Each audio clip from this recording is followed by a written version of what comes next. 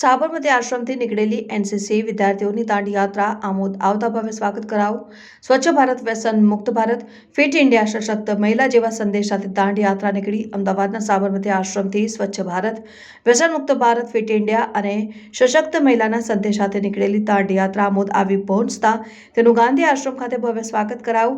આમોદ ગાંધી આશ્રમ ખાતે એનસીસી વિદ્યાર્થીઓની દાંડી યાત્રા આવી પહોંચતા આમોદ મામલતદારના વિનોદચંદ્ર જરીવાલા, નાયબ મામલતદાર રાકેશ ઠાકુર અને ચામડિયા હાઈસ્કૂલના વિદ્યાર્થીઓ દ્વારા એનસીસીના વિદ્યાર્થીઓનું પુષ્પવર્ષા કરી ભવ્ય સ્વાગત કરાયું।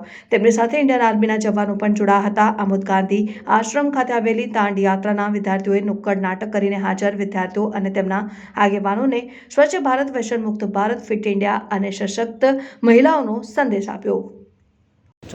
જય હિન્દ, હું શિવમ પંડ્યા। હું તમને આ જે દાંડી કૂચ છે એના વિશે થોડી ઇન્ફોર્મેશન માહિતી આપીશ। આ દાંડી યાત્રા 1930માં જે ગાંધીજીએ કરી હતી તે જ દાંડી યાત્રાને અમે રિપ્રેઝેન્ટ કરવાના છે।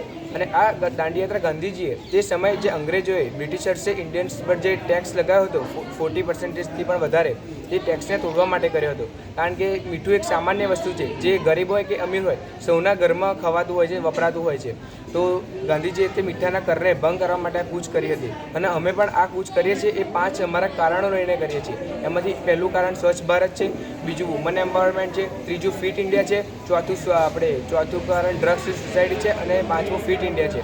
અમે આ 5 કારણોને લઈને અમારી કૂચ આગળ વધારીએ છીએ। કારણ કે અત્યારના સમયમાં તમે જુઓ છો કે જે વુમન એમ્પાવરમેન્ટની વાત કરીએ તો જે સ્ત્રીઓ છે અત્યારની સમયની એમને એમના અધિકારો આપવામાં આવતા નથી। પછી ડ્રગ્સની વાત કરીએ તો અત્યારે નાની ઉંમરના છોકરાઓ જે અભ્યાસ કરતા હોય છે તે નાની ઉંમરના 8મા 9મા ધોરણના છોકરાઓ સિગરેટ છે, ગુટકા છે વગેરે ખાતા હોય છે અને અમે તેમના વિશે તેમને અવેરનેસ ફેલાવીએ છીએ। અને આ દાંડી યાત્રા અમે અમદાવાદ સાબરમતીથી સ્ટાર્ટ કરી હતી અને અમારી આ યાત્રા દાંડી જઈને વિરામ પામશે। તેના વચ્ચેનું ટોટલ અંતર 410 કિલોમીટર છે।